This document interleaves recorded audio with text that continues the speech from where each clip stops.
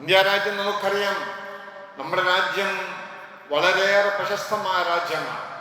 Arabian നാട്ടവുമായി അറബികളുമായി ഏറ്റവും ബന്ധമുള്ള രാജ്യമാണ് നമ്മുടെ ഇന്ത്യ രാജ്യം. ഇന്ത്യ രാജ്യത്ത് ഇസ്ലാം വരികയും അത് പ്രചരിപ്പിക്കുകയും ഒക്കെ ചെയ്ത് ശാന്തമായി രാജ്യത്ത് സമാധാനത്തോടെ ജീവിക്കുന്ന ഈ ഭാഗമാണ് മുസ്ലിങ്ങൾ, അതുപോലെ മറ്റുള്ള മതവിഭാഗങ്ങളുമൊക്കെ. നമുക്കിതൊക്കെ അറിയാവുന്നതാണ്. ഓരോ ആളുകൾ ഓരോ കാലഘട്ടങ്ങളിലും വരും. ഇന്ത്യ രാജ്യം ഭരിച്ചു കുറെ ആളുകൾ. ഖുർആൻ പറയുന്നുണ്ടല്ലോ, ബിസ്മില്ലാഹിർ റഹ്മാനിർ റഹീം, ഖുലില്ലാഹുമ്മ മാലിക്കൽ മുൽക് തൂതിൽ മുൽക മൻ തശാ വതൻസിഉൽ മുൽക മിമ്മൻ തശാ വതുഇസ്സു മൻ തശാ വതുദില്ലു മൻ തശാ ബിയദികൽ ഖൈർ ഇന്നക അലാ കുല്ലി ഷൈഇൻ ഖദീർ. സൂറത്ത് ആലി ഇംറാന്റെ 22-ാമത്തെ വചനം. ഇത് മതി നമ്മുടെ ഇന്ത്യ രാജ്യത്തിന്റെ ചരിത്രം. നൂറ്റാണ്ടുകൾ നീണ്ടുന്ന വലിയ ചരിത്രം. ആ ചരിത്രവുമായി ബന്ധപ്പെട്ടുകൊണ്ടുള്ള നമ്മുടെ ഈ രാജ്യവുമായി ബന്ധപ്പെട്ടുള്ള വിഷയങ്ങൾക്ക് എത്ര ആളുകൾ നമ്മുടെ രാജ്യം ഭരിച്ചു. ഓരോ ആളുകൾ രാജ്യം ഭരിക്കുമ്പോഴും നമ്മുടെ രാജ്യം വ്യത്യസ്തമായ രീതിയിലാണ് കൊണ്ടുപോയത്. നമുക്കറിയാവുന്നതാണ്. നമ്മുടെ രാജ്യം വർഷങ്ങൾ ഒരു 1290 മുതൽ AD 1290 മുതൽ 1320 വരെ 30 വർഷക്കാലം ഭരിച്ചത് നമുക്കറിയാവുന്നതാണ് ഖിൽജികളാണ്. തുർക്കി അഫ്ഗാനിസ്ഥാൻ വംശജരായ ആ വംശമാണ് ഖിൽജി വംശം എന്ന് പറയുന്നത്. ജലാലുദ്ദീൻ ഖിൽജിയും അതുപോലെ തന്നെ അലാവുദ്ദീനും ഖുത്ബുദ്ദീൻ മുബാറക് ഷാ അടക്കമുള്ള 2-3 ഭരണാധിപന്മാർ 30 വർഷമാണ് ഈ രാജ്യം ഭരിച്ചത്. ഇന്ത്യ മഹാരാജ്യം ഭരിച്ചത്. ഞാൻ പറയുന്നത്, നമ്മളൊക്കെ ഓരോ ഭരണാധിപന്മാരെ കാണുമ്പോൾ അവർ കാലങ്ങളോളം ഭരിക്കുമെന്ന് തോന്നിപ്പോവാൻ ചില ഭരണകൂടത്തിനും ചില ഭരണാധിപന്മാർക്കും തോന്നുകയാണ് ഈ നമ്മുടെ കയ്യിലാണ് ഈ രാജ്യമെന്ന് തോന്നിപ്പോവുകയാണ്. ഇനി നമ്മുടെ കൈവശമാണുള്ളത്. നമുക്കനുസരിച്ചുകൊണ്ട്, ഇംഗിതങ്ങൾക്കനുസരിച്ചുകൊണ്ട് ഈ മഹാരാജ്യത്തെ കൊണ്ടുപോകാൻ കഴിയുമെന്ന് ചില ആളുകൾ ധരിച്ചു പോയിരിക്കുകയാണ്. ചില ഭരണാധിപന്മാർ ധരിച്ചു പോയിരിക്കുകയാണ്. അതിന് ഇന്ത്യ രാജ്യത്തിന്റെ നൂറ്റാണ്ടുകൾക്ക് മുമ്പുള്ള ചരിത്രങ്ങളൊക്കെ പരിശോധിച്ച് നോക്കുമ്പോൾ അറിയാം അത് നിസ്സാരമാണ് എന്നുള്ളത്. ശക്തന്മാരായ ആളുകൾ ഭരിച്ച രാജ്യമാണ് ഈ പ്രവിശാലമായ ഇന്ത്യ രാജ്യം എന്ന് പറയുന്നത്. ഈ ഖിൽജി വംശത്തിന് ശേഷം പിന്നീട് തുഗ്ലക് വംശമാണ്, രാജവംശമാണ് രാജ്യം ഭരിച്ചത്. 1321 മുതൽ തുഗ്ലക് വംശം രാജ്യം ഭരിച്ചപ്പോൾ തുർക്കി ഉത്ഭവമായുള്ള മുസ്ലിങ്ങളിലൂടെയാണ് അവർ ഉത്ഭവിച്ചത്. അങ്ങനെയാണ് അവരാണ് രാജ്യം ഭരിച്ചത്. കുറെ കാലം ഒരു രാജ്യം ഭരിച്ചു. പിന്നീട് നൂറ്റാണ്ടുകൾ രാജ്യം ഭരിച്ചത് 1526 ബാബർ എന്ന് പറയുന്ന ബാബർ ചക്രവർത്തിയാണ്. മുഗൾ സാമ്രാജ്യം എന്ന് പറയുന്ന ഒരു വലിയ സാമ്രാജ്യത്തിന് തുടക്കം കുറിച്ചത്. ബാബറി മസ്ജിദ് എന്ന് പറയുന്നത് മനുഷ്യനുമായി ബന്ധപ്പെട്ടതാണ്. അദ്ദേഹത്തിന്റെ നിർമ്മാണമാണ്. ആദ്യത്തെ മുഗൾ ചക്രവർത്തിയുടെ നിർമ്മാണമാണ് ബാബറി മസ്ജിദ് എന്ന് പറയുന്നത്. രാജ്യത്ത് പല വിഷയങ്ങൾക്കും പാത്രീഭൂതമായി കലാപഭൂമിയായി മാറാനും ഈ രാജ്യത്തിന്റെ ഭരണസ്ഥിര കേന്ദ്രങ്ങളിലേക്ക് ചില ആളുകൾ കയറാനുള്ള ചവിട്ടുപടിയായി ഉപയോഗിച്ചതും ഈ ബാബറി മസ്ജിദാണ്. ആ ബാബറി മസ്ജിദ് സ്വതന്ത്രമായി നിർമ്മിച്ചത് ബാബർ ചക്രവർത്തിയാണ്. ബാബർ ചക്രവർത്തി നിന്ന് തുടങ്ങി വർഷങ്ങളോളം ഇന്ത്യ രാജ്യം, നൂറ്റാണ്ടുകളോളം 8 നൂറ്റാണ്ട് കാലം ഇന്ത്യ രാജ്യം ഭരിച്ചു. ആ കാലഘട്ടമാണ് ഇന്ത്യയുടെ സുവർണ കാലഘട്ടം എന്ന് പറഞ്ഞിരുന്നത്. കാരണം ഏറ്റവും കാലം ഇന്ത്യ രാജ്യം ഭരിച്ചവരാണ്. പാകിസ്ഥാനും അഫ്ഗാനിസ്ഥാനും അടക്കമുള്ള വിശാലമായ രാജ്യമായിരുന്നു ഒന്നുണ്ടായിരുന്നത്. അതിന് ഏറ്റവും അനുയോജ്യമായ ഭരണം അവർ നടത്തി. ഏറ്റവും വലിയ സുവർണ കാലഘട്ടം എന്ന് പറഞ്ഞാൽ മതത്തിന്റെ പേരിൽ നിന്ന് കലഹങ്ങൾ ഉണ്ടായിരുന്നില്ല എന്നുള്ളതാണ് യാഥാർത്ഥ്യം. ഒരു മതത്തെയും ആക്രമിക്കുവാനും ഏതെങ്കിലും മതത്തിന്റെ അടയാളങ്ങൾ നിഷ്കാസനം ചെയ്യാനും അന്നത്തെ മുഗൾ ചക്രവർത്തിമാർ മുതിർന്നില്ല എന്നുള്ളതാണ് ഏറ്റവും നല്ല സുവർണ കാലഘട്ടം എന്ന് പറയാനുള്ള കാരണം. അന്ന് മതപരിവർത്തനങ്ങൾ നടത്തിയില്ല അവർ. ഇത്രമാത്രം നൂറ്റാണ്ടുകൾ ഇന്ത്യ രാജ്യം സുസമ്മതമായി എല്ലാവരാലും അംഗീകരിക്കപ്പെട്ടുകൊണ്ട് നടത്തിയിട്ട് പോലും എവിടെയും ഒരു മതപരിവർത്തനത്തിന് അവർ എവിടെയെങ്കിലും ഒരു രീതിയിൽ, എന്തെങ്കിലും ഒരു രീതിയിൽ അവരതിന് പ്രചോദനം കൊടുത്തില്ല എന്നുള്ളത് അവരെ കുറിച്ച് ചരിത്രം പ്രത്യേകം രേഖപ്പെടുത്തി വെച്ചിരിക്കുകയാണ്. നൂറ്റാണ്ടുകളോളം ഭരിച്ച ഈ മുഗൾ ചക്രവർത്തിമാരുടെ ഭരണകൂടം ഇന്ത്യ രാജ്യം ഭരിച്ച കാലഘട്ടങ്ങളിൽ ഒരു ദിവസം ഒരു മുസ്ലിം എന്നുള്ള ഒരു മറ്റുള്ള മതസ്ഥൻ എന്നുള്ള രീതിയിൽ അവനെ ഇസ്ലാമിലേക്ക് കൊണ്ടുവന്നാൽ പോലും ഈ രാജ്യം ലോകത്തെ ഏറ്റവും വലിയ ഇസ്ലാമിക് രാഷ്ട്രമായി മാറുമായിരുന്നു. മുഗൾ ചക്രവർത്തിമാർക്ക് ഒരു ഇസ്ലാമിക് റിപ്പബ്ലിക്കിന്റെ ലക്ഷ്യമായിരുന്നില്ല ഉണ്ടായിരുന്നത്, ജനങ്ങൾക്ക് സേവനം ചെയ്യുക എന്നുള്ളതായിരുന്നു. പല ഭരണകൂടങ്ങൾക്കും ഇന്ത്യ സ്വന്തം ഞങ്ങളുടെ മതത്തിന്റെ കീഴിലാവണമെന്നുള്ള താല്പര്യമാണ്. ആ താല്പര്യത്തോടെയാണ് പലരും ഇന്ത്യ രാജ്യത്തിന്റെ ഭരണ ചെങ്കോലേന്തുന്നത്. ഈ ചെങ്കോലേന്തുമ്പോൾ ഈ മുഗൾ ചക്രവർത്തിമാരുടെ അടയാളങ്ങൾ ഈ രാജ്യത്തിന്റെ നിർമ്മാണത്തിൽ ഇത്രമാത്രം പങ്കാളിത്തം വഹിച്ച മറ്റൊരു ഭരണകൂടം ഇന്ത്യയിൽ ഉണ്ടായിട്ടില്ല എന്നുള്ളത് നമുക്ക് മനസ്സിലാക്കാൻ കഴിയും. അത് ഇവർ മാത്രമാണ്.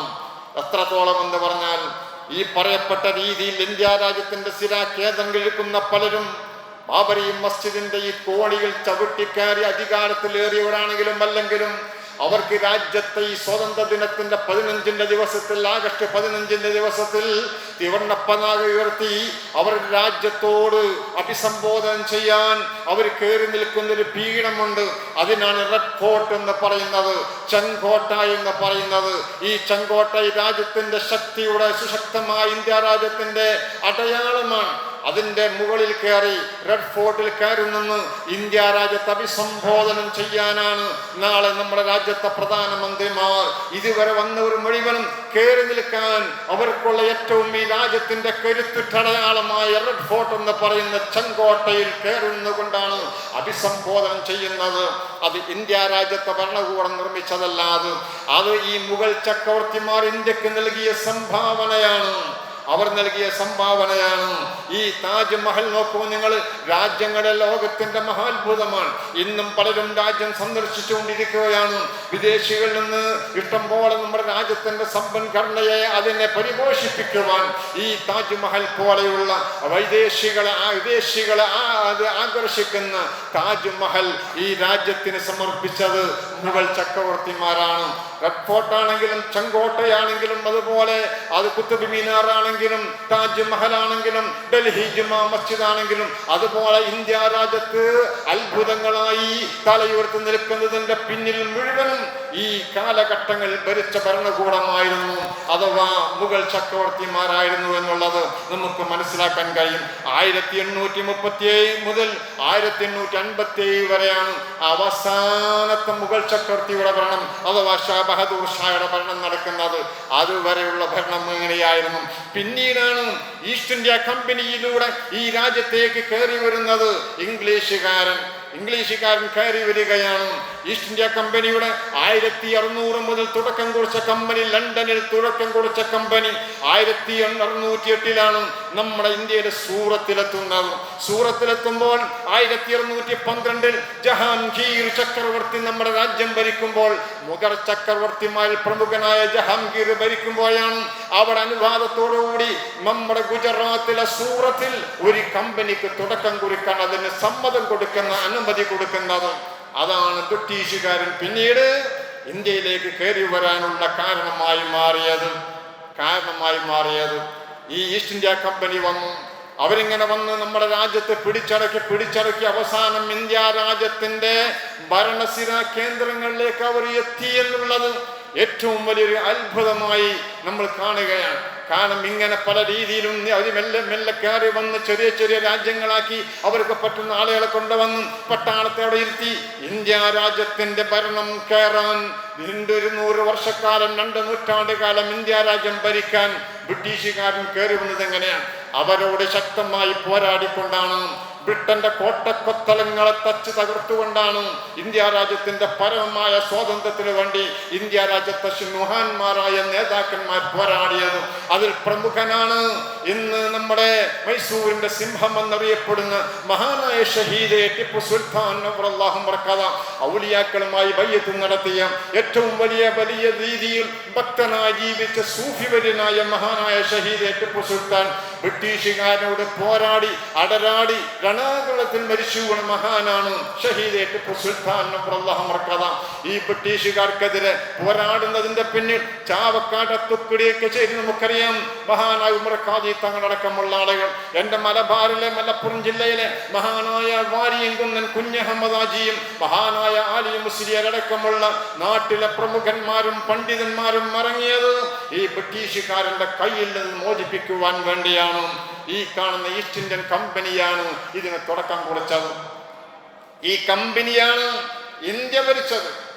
ഈ കമ്പനിയിലൂടെയാണ് ഇന്ത്യ ഭരിച്ചത്. അഭിമാനത്തോടെ ഞാനൊരു കാര്യം സൂചിപ്പിക്കുകയാണ്. ഈസ്റ്റ് ഇന്ത്യ കമ്പനി എന്ന് പറയുന്ന ഈ കമ്പനി ഇന്ത്യ ഭരിച്ചിരുന്നൊരു കമ്പനിയാണെങ്കിൽ ആ കമ്പനി അതിൻ്റെ പല ഭാഗങ്ങളും ശതമാനങ്ങളും ഇന്നൊരു ഇന്ത്യക്കാരൻ്റെ കയ്യിലാണ്. അഭിമാനത്തോടെ അത് പറയാൻ കഴിയും. ഒരു ഇന്ത്യക്കാരൻ്റെ കയ്യിലാണ്, അതൊരു കേരളീയന്റെ കയ്യിലാണ് എന്ന് പറഞ്ഞാൽ ഒരു മലയാളിയുടെ കയ്യിലാണ്. ഏതാണ് മലയാളി? അത് നമ്മുടെ നാട്ടികയിലെ അഭിമാനമായൊരു മനുഷ്യന്റെ കയ്യിലാണ്. പ്രിയപ്പെട്ട യൂസഫ് അലിയുടെ കയ്യിലാണ്. ഈസ്റ്റ് ഇന്ത്യ കമ്പനിയുടെ 10% എന്നുള്ളത് അഭിമാനിക്കാവുന്നതാണ്. ഇന്ത്യ ഭരിച്ച ഒരു കമ്പനിയെ സ്വന്തം കരവലയത്തിൽ ഒതുക്കുക എന്ന് പറഞ്ഞാൽ അത് വലിയ അഭിമാനമാണ്.